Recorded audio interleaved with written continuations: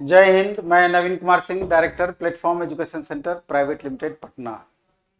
Railway NTPC CBT 1 का revise result अब आपका आ गया है और चूंकि मई में लेवल 6 से स्टार्ट होना है सेकेंड फेज का एग्जाम, तो पूरी तरीके से सारे बच्चे जिनका भी जिस लेवल में एग्जाम हुआ है सीबीटी 2 में लगे हुए हैं। ये वीडियो स्पेशली हम उन बच्चों के लिए बना रहे हैं जिनका रेलवे एनटीपीसी सीबीटी 1 में रिजल्ट नहीं आया, चाहे वो बाद में रिवाइज रिजल्ट ही क्यों ना हो। अब उनके लिए एकमात्र बच गया है कि ग्रुप डी, जिसमें कि आप देख रहे हैं कि टोटल पोस्ट 1,03,769 सीट कुल मिला करके है। तो इतनी अच्छी अपॉर्चुनिटी है। अब ये कैसे हमारे हाथ में आए, उसके लिए हमको क्या क्या शॉर्ट टाइम में करना चाहिए, ये स्पेशली वीडियो उसके लिए है। क्योंकि आपको पता है कि जुलाई में टेंटेटिव एग्जाम डेट आपका ग्रुप डी का है, तो अभी से आपको टारगेट 70 से 75 के लिए लगना होगा।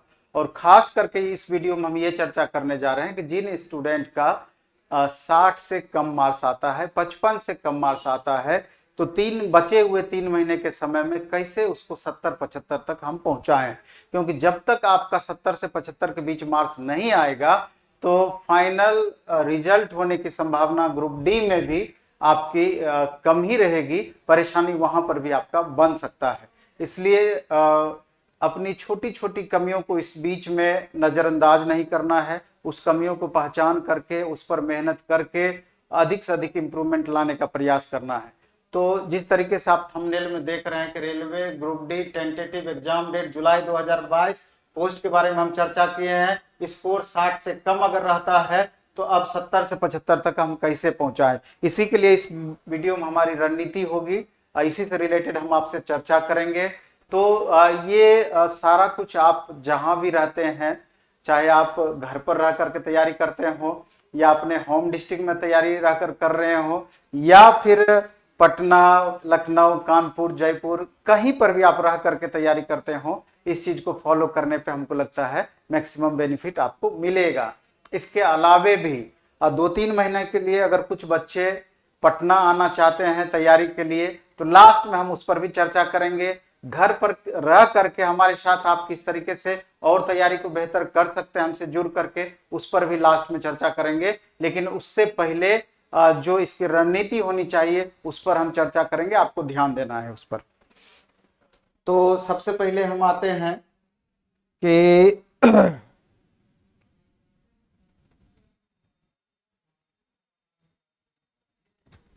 ग्रुप डी, पहले हम सिलेबस सबको पता है लेकिन फिर भी एक बार हम चर्चा कर देना चाहते हैं कि जिस तरीके से अगर सब्जेक्ट के इंपॉर्टेंस को ध्यान में रखा जाए तो मैथ है, रीजनिंग है, साइंस है, इसके अलावा आपका arts, current affairs, static GK,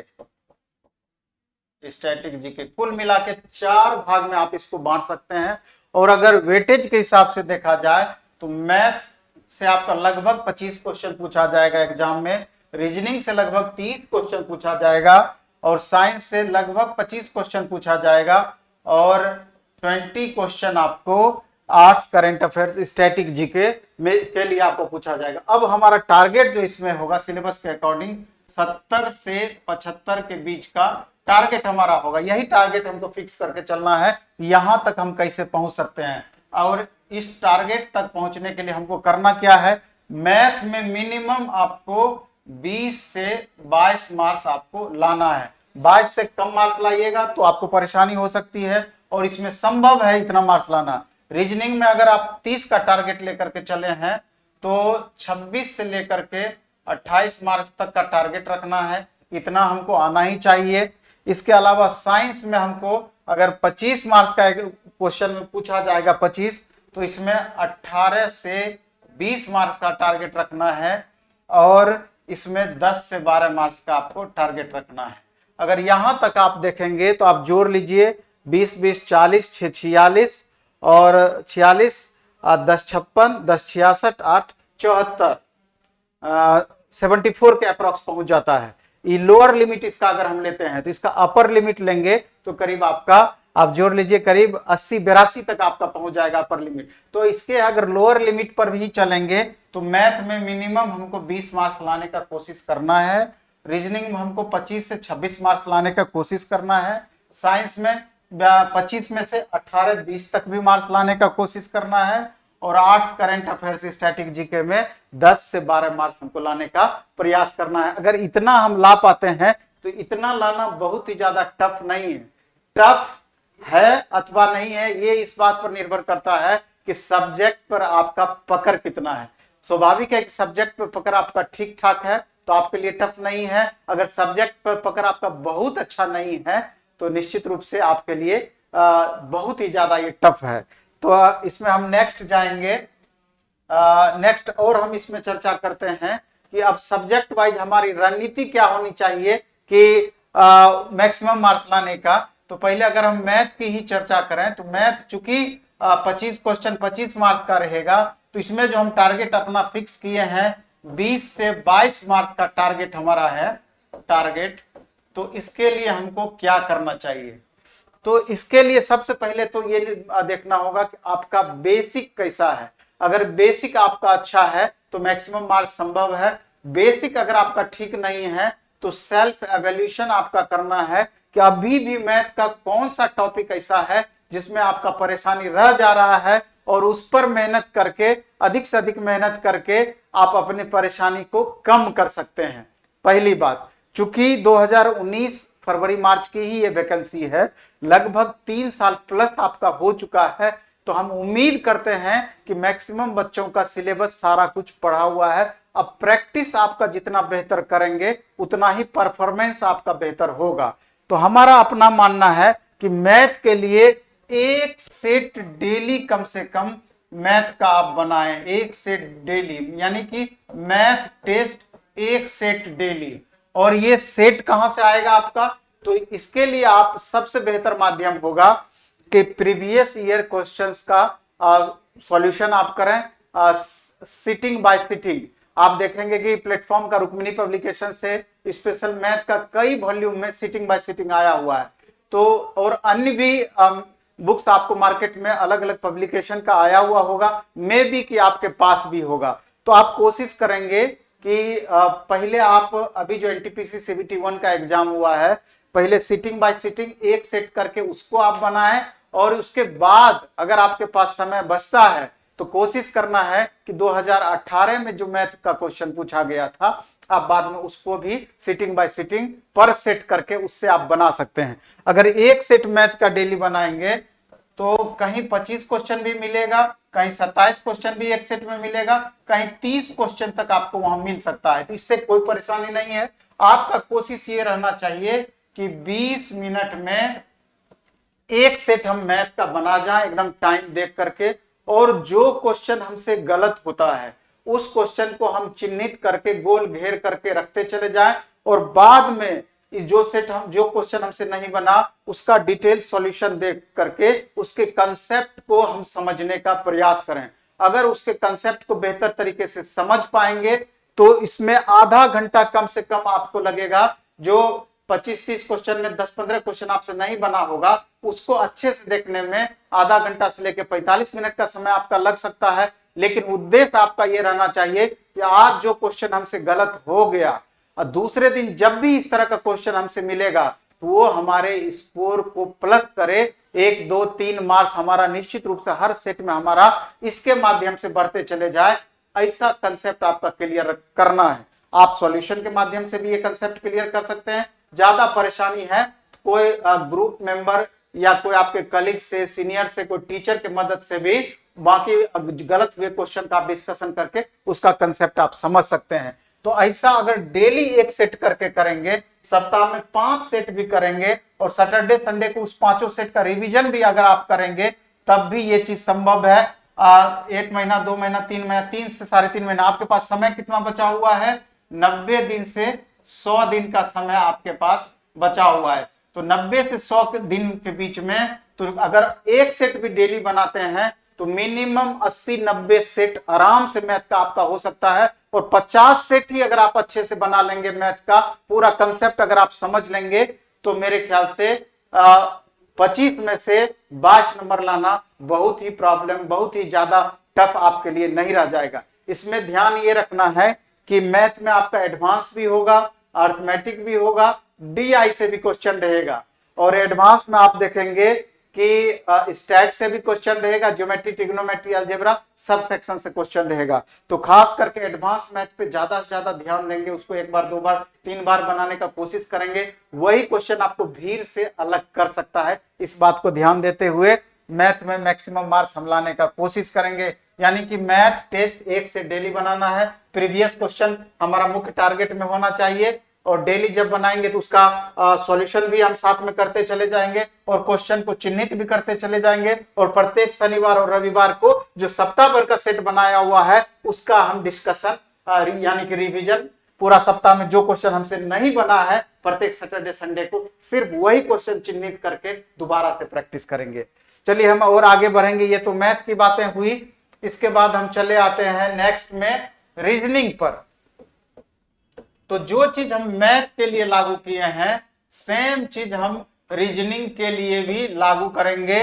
reasoning में हमको देखना यह है कि जैसे कि रीजनिंग में वर्बल रीजनिंग आपका होगा, नॉन वर्बल रीजनिंग होगा। रीजनिंग में आपका 30 क्वेश्चन पूछा जाएगा, तो कहीं पर 28 भी पूछ सकता है, कहीं 32 भी क्वेश्चन पूछ सकता है। 30 का मतलब सिर्फ 30 ही होगा, ये कोई जरूरी नहीं है। और इसमें अपना उद्देश्य ये रहना चाहिए कि 27 से 28 मार्क्स रीजनिंग में हम ले आए। 27 से 28 मार्क्स का टारगेट रखिएगा तो 25 प्लस मार्क्स आप जरूर ला पाइएगा, और रीजनिंग में ऐसा संभव है। और रीजनिंग में यह भी मान करके आपको चलना है कि 2-3 क्वेश्चन हमेशा आपको परेशान करने वाला इसमें मिलेगा, और वो आपको परेशान करेगा ही करेगा। इसलिए सेट बनाने के दौरान अगर टाइम लिमिट करके आप सेट बना रहे हैं, हमेशा हम बोलते हैं कि क्वेश्चन बनाने से ज्यादा महत्वपूर्ण है किस क्वेश्चन को हमको छोड़ देना चाहिए, और बाद में उस पर अगर टाइम बचा पाते हैं तो दोबारा से वहां अटेम्प्ट लेना चाहिए। तो 2-3 क्वेश्चन रीजनिंग में आपको ऐसा मिलेगा ही मिलेगा। और रीजनिंग में भी अगर आप देखेंगे तो ज्यादा परेशान एनालिटिकल रीजनिंग करता है,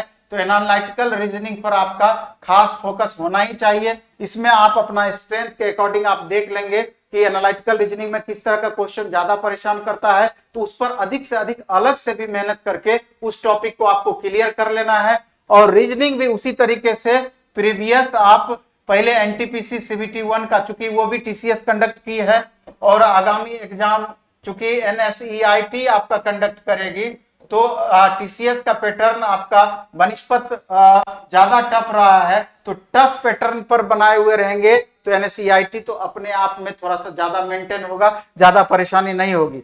तो इसमें एनटीपीसी सीबीटी 1 वाला क्वेश्चन अच्छे से बना लेना है। इसके बाद आपका ग्रुप डी का क्वेश्चन भी देख लेना है। आरपीएफ चूंकि एनएसईआईटी इसको कंडक्ट की थी, तो इस क्वेश्चन को भी आप देख लेना है। जेई में जो पूछा हुआ क्वेश्चन था आपका रीजनिंग का, तो अगर टाइम बचा पाते हैं तो उसका भी क्वेश्चन देख लेंगे। यानी यहां पर भी एक सेट रीजनिंग का क्वेश्चन, रीजनिंग टेस्ट एक सेट डेली बनाना है, और उसमें जो क्वेश्चन हमसे गलत होगा उसको घेरते चले जाना है, उसका डिस्कशन जरूर करना है, और कलीग या ट्विटर की मदद से या बुक के लास्ट में जो सॉल्यूशन दिया हुआ रहता है उसके मदद से उसका कंसेप्ट पूरा का पूरा ज्ञान करना है। और प्रत्येक शनिवार रविवार को पूरा सप्ताह भर के बनाए हुए रीजनिंग के प्रश्न का जो भी 25-50 क्वेश्चन में आपको दिक्कत रहा हो उसका दोबारा से रिवीजन करना है।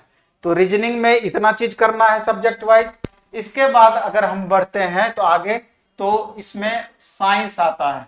साइंस से चूंकि 25 क्वेश्चन आपका पूछा जाएगा, तो यहां जो हम आपको टारगेट दिए थे 18 से 20 मार्क्स या 18 से 20 क्वेश्चन का आपको हम टारगेट दिए थे, तो यहां पर आपको 18 से 20 मार्क्स आपको कैसे आए इस पर भी आपको फोकस करना है। इसके लिए भी आप देख लेंगे कि अभी इससे पहले ग्रुप डी में, ग्रुप डी का प्रीवियस,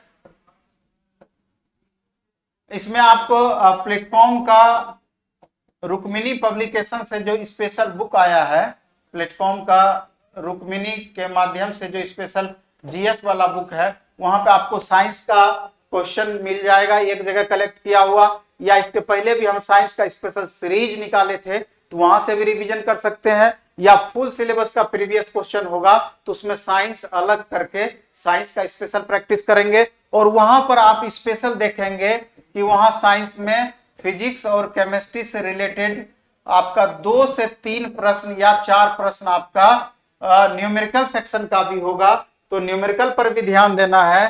पीरियोडिक टेबल से रिलेटेड क्वेश्चन होगा। ये सब है कि गारंटेड इससे 1 प्रश्न 2 प्रश्न आपका आता ही आता है, तो इसको भी हम ध्यान देंगे। और एक बार नहीं होगा, अगर ज्यादा परेशानी होता है तो बेसिक भी इसका हम देखते हुए चले जाएंगे।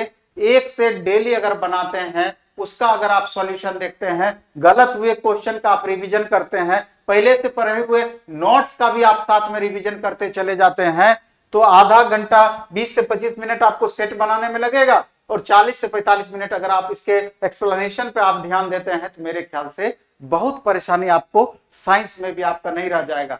साइंस को लेकर के मैक्सिमम बच्चों का हमेशा कंप्लेन रहता है कि चूंकि 25 क्वेश्चन सर साइंस से पूछा जाएगा, मे भी कि साइंस हमको ज्यादा परेशान करेगा।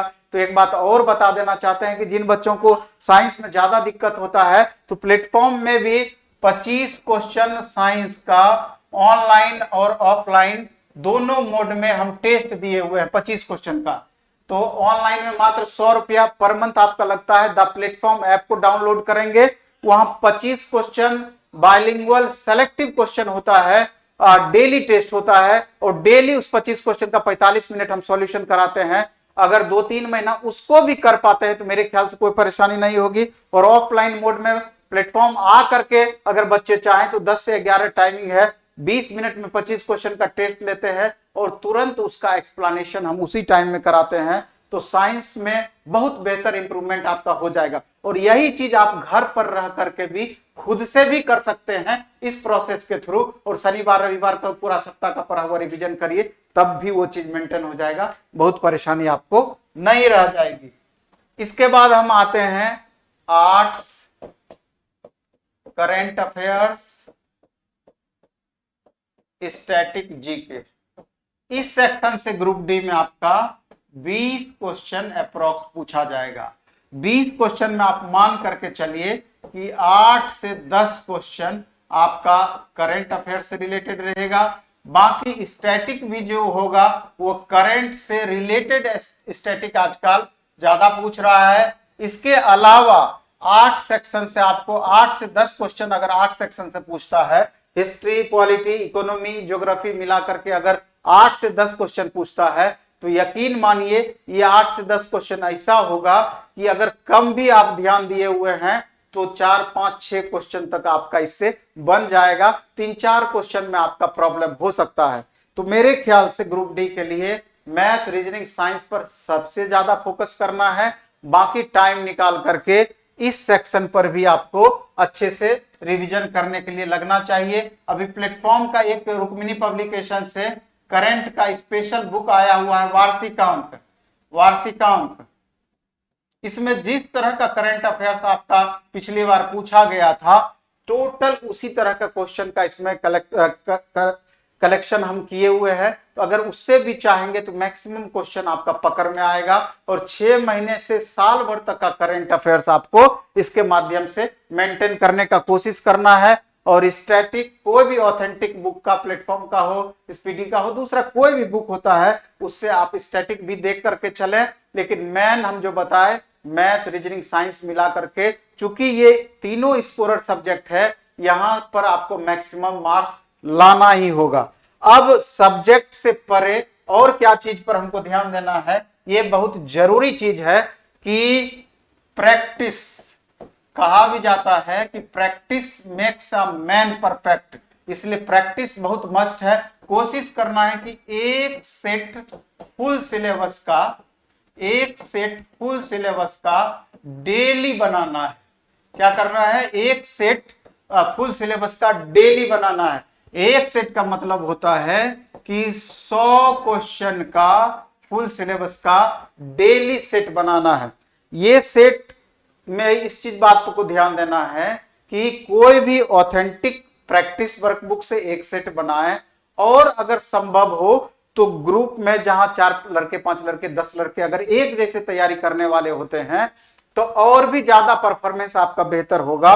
और उससे भी बेहतर ये हो जाएगा, कहीं पर आपको 1000-2000 बच्चे एक साथ अगर मिलते हैं आपको टेस्ट देने के लिए, तो तुलनात्मक रूप से आप जज कर पाएंगे कि इतने स्टूडेंट के बीच हमारा परफॉर्मेंस क्या रहता है तुलनात्मक दृष्टिकोण से। अगर यही 1000-2000 बच्चों के बीच बहुत अच्छा परफॉर्मेंस नहीं रहता है तो क्या उम्मीद करेंगे जहां लाखों नहीं अब करोड़ से ऊपर एग्जाम में बैठेंगे बच्चे, वहां हमारा रिजल्ट हो जाएगा? तो ये कदापि संभव नहीं है। इसलिए जो बच्चे पटना में रहते हैं तो डेली शाम में 5 बजे बाइलिंगुअल टेस्ट ग्रुप डी का आपका सप्ताह में 3 दिन फुल सिलेबस का बाइलिंगुअल टेस्ट ग्रुप डी का 100 क्वेश्चन का, और सप्ताह में 3 दिन एनटीपीसी सीबीटी 2 का बाइलिंगुअल टेस्ट 120 क्वेश्चन का हम लेते हैं डेली 5 बजे। मात्र 10 रुपया उसका फी है। दूसरे दिन प्लेटफॉर्म एजुकेशन सेंटर के यूट्यूब चैनल पर उसका 12 बजे से डिस्कशन करा देते हैं, जो कि अपना सुविधा अनुसार आप वहां डिस्कशन भी कर सकते हैं। कहीं कोई तरह का प्रॉब्लम नहीं, इससे टाइम भी आपका वेस्ट नहीं होना है।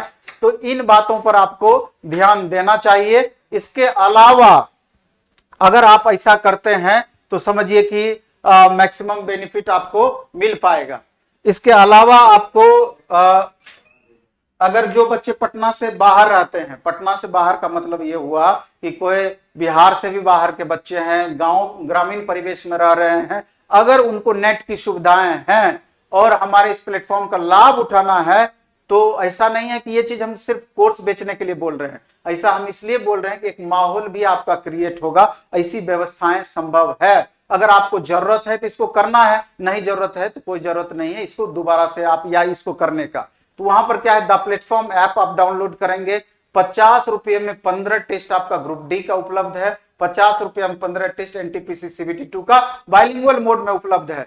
तो वहां भी आप देखेंगे तो आपने कितना अटेम्प्ट किया, true false negative marks, percentage of marks, और ऑनलाइन और ऑफलाइन का सेम क्वेश्चन पेपर मिलेगा, इसलिए चिंता नहीं करना है। और डिस्कशन सेम 12 से 4 के बीच में प्लेटफॉर्म एजुकेशन सेंटर के यूट्यूब चैनल पर मिल जाएगा। तो डेली एक सेट फुल सिलेबस का आप जरूर से जरूर प्रैक्टिस करें, आप जैसे भी प्रैक्टिस करें, लेकिन एक सेट डेली आपको प्रैक्टिस करना ही है। इतना करने से जब इसका डिस्कशन में आप पार्टिसिपेट करेंगे तो 3 से 4 गुना, 3 से 4 टाइम्स एक्स्ट्रा आपको लाभ मिल जाएगा डेली।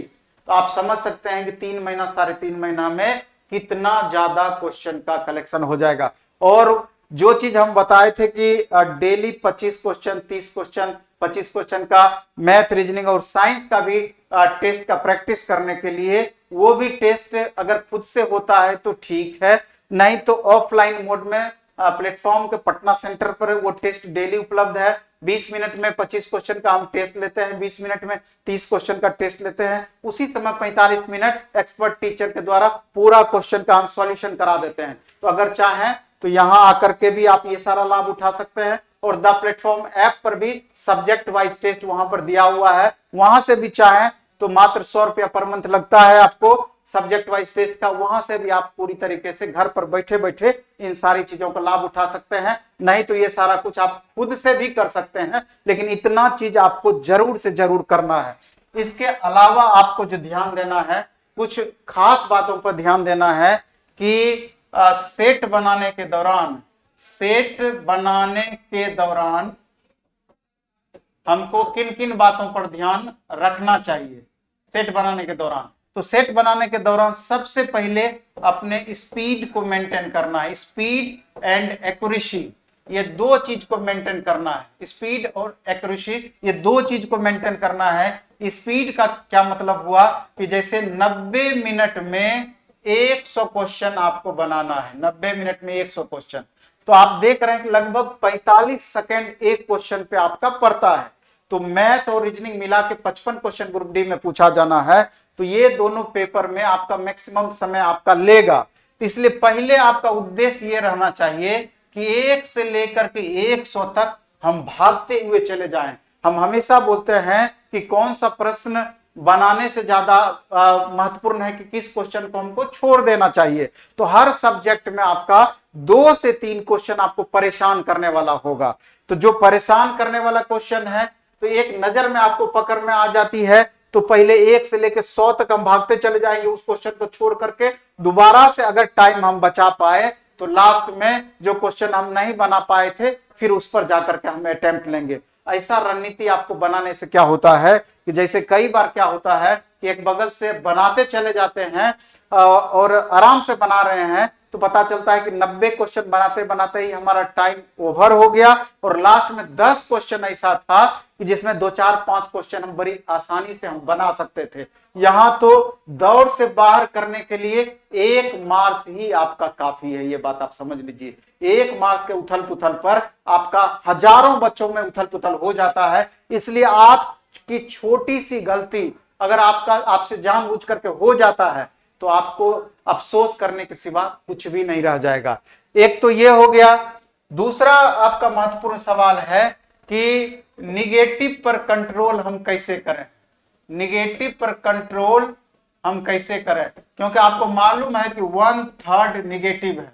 कितना है? 1/3 निगेटिव है। जहां पर भी 1/3 निगेटिव होता है तो वहां पर एग्जैक्टली अगर आप वहां तुक्का लगाते हैं तो वो समझिए कि आपको नीचे लेकर के आएगा ही आएगा। लेकिन जहां 50-50 ऑप्शन है वहां पर आप अटेम्प्ट ले सकते हैं।